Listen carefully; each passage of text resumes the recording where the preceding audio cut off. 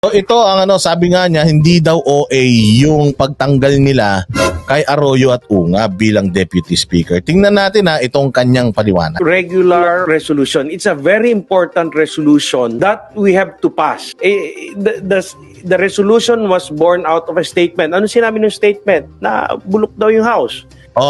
Ginawa nila yung resolution dahil doon sa statement na bulok yung House. Ano bang gagawin nyo pagka may nagsabi na madumi yung bahay nyo? Ang gagawin nyo, maglilinis kayo, tama? Pag sinabi sa'yo na, Congressman Dalipe, amoy baktol ka, anong gagawin mo? Bukod sa maliligo ka, maglalagay ka ng deodorant Hindi, deodorant. Pag may nagsabi sa'yo na, ang laki-laki ng tiyan mo, magpapapayat ka. Pag may nagsabi sa iyo na ang pangit-pangit mo, magpapapogi ka. Pag sinabi sa iyo na ang tanga-tanga mo sa eskwela o ang tanga-tanga mo sa batas, mag-aaral ka ng batas. Ganon, di ba? Ito, may nagsabi na bulok yung institusyon ninyo, anong ginawa nyo? Inayos nyo ba yung institusyon nyo? Hindi. Pinrotektahan nyo yung institusyon nyo. Paano ba naman? Sinabi ni PRD, bulok kayo. Paano nyo mapapatunayan na hindi? Di isampal nyo sa pagmumukha ni PRD na hindi kayo bulok. By what? By how? Ipakita nyo sa kanya yung hinihingi niya na malinis talaga kayong gumagastos ng pondo ng bayan. Pero kung ang gagawin ninyo sinabi niyang bulok kayo, tapos nagtago kayo, wala kayong inaddress or hindi nyo man siya inaddress doon sa mga paratang niya sa inyo, bagkus yung ilan sa inyo dinimanda pa siya, o ibig sabihin meron kayong tinatago, kaya pinoprotektahan ninyo yung tahanan nyo. That's the problem. So we have to issue that House resolution in defense. In defense. Bakit kayo didepensa? Hindi inatake kayo, pero meron kayong bala pabalik. Halimbawa, pinasabugan niya kayo ng watusi. Di ba dapat pasabugan niyo siya ng mas malakas na paputok? Ano yun? Ano ba yung watusi niya? Sinabi niya na, mga bulok kayo dyan. Mga kawatan kayo. Ipakita niyo yung mga COA reports ninyo para mapatunayan niyo na hindi kayo mga kawatan. Anong gagawin mo? Di buksan mo, isalampak mo sa mukha niya para mapahiya siya, di ba? Sabi ko nga sa inyo the only way na mapabagsak nyo yung mga Duterte is to prove them wrong.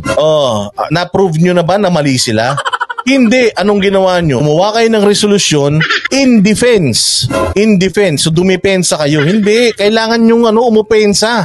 Of the institution, all party leader, all those with party leadership position have agreed, and we have decided that when we accept these positions, together with those positions are duties and responsibilities. Together with those duties and responsibilities, praning kayo. Ang ginagawa ninyo, loyalty check, lahat ng mga sa tingin ninyo merong posibilidad na maglabas ng mga baho ninyo. Ang ginagawa nyo, pinahihina nyo sila. Kumbaga, yung boses nila, unti-unti nyong pinapatay. That's the problem. So, hindi nga OA yung ginawa nyo, pero political yan. Pinolitikan nyo sila, Representative Delipe. Kaya nyo sila pinagtatanggal dyan. Is to protect the House of Representatives, the integrity of the House. So, sabi niya, ang kailangan daw nila is to protect the integrity of the House. How do you protect the integrity of the House? Congressman Dalipe, the only way that you can protect the integrity of the House is to show the people that you have integrity. How? How ulit? Ipakita nga ninyo na hindi kayo kurakot, hindi kayo magnanakaw, hindi kayo mga congressman, hindi kayo mga buwaya katulad ng mga dati nang itinatawag sa inyo. Ganun yun. Parang halimbawa ako, tinitira mo yung aking integrity.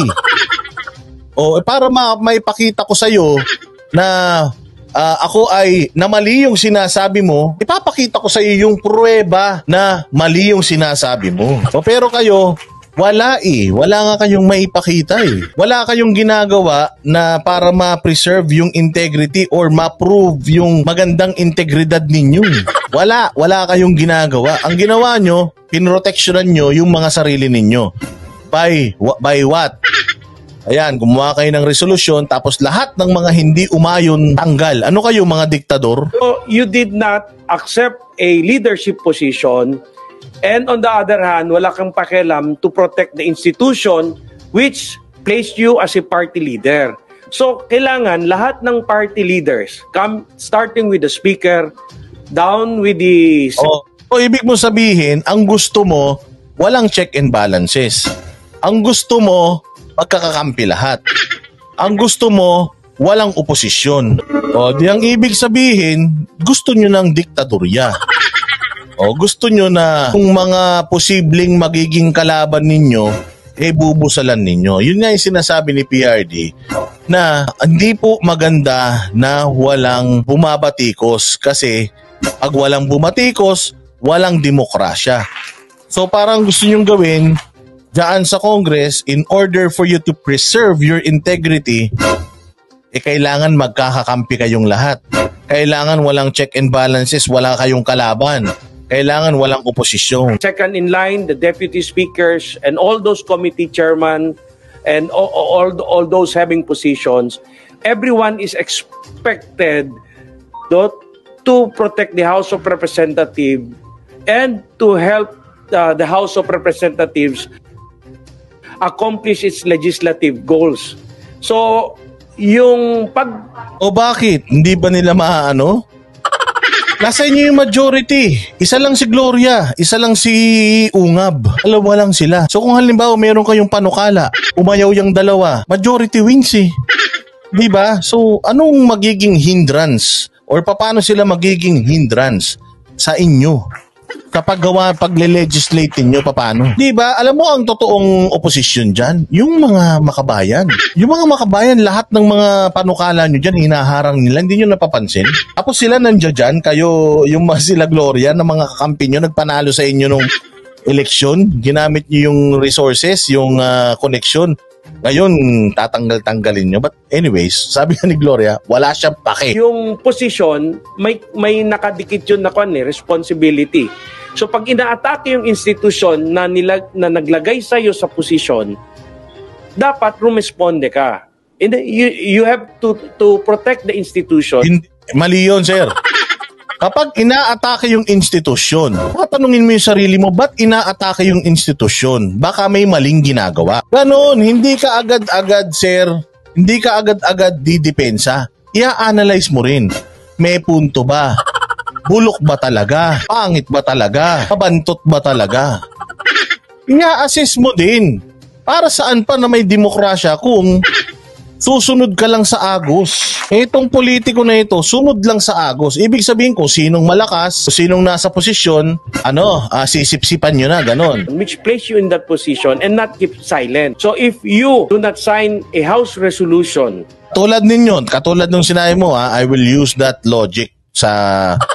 I will use yung sinabi mo na yan. Nilagay ng tao, sabi mo ikaw ay nilagay dyan ng pamunuan. Dapat mag-perform ka.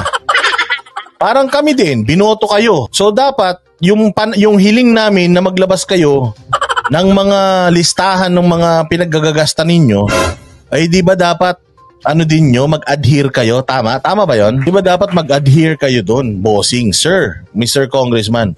Kasi kami po ang naglagay sa inyo dyan eh. Boto namin yung naglagay sa inyo dyan. Same goes with si Martin Romualdez ang naglagay kay... Gloria Macapagal Arroyo dyan. So dapat protektahan ni Macapagal Arroyo si Romualdez. Kami nagboto sa inyo. Kami naglagay sa inyo dyan. Kami yung nire-represent nyo. Sinong dapat pinoprotektahan nyo? Si Romualdez o kami?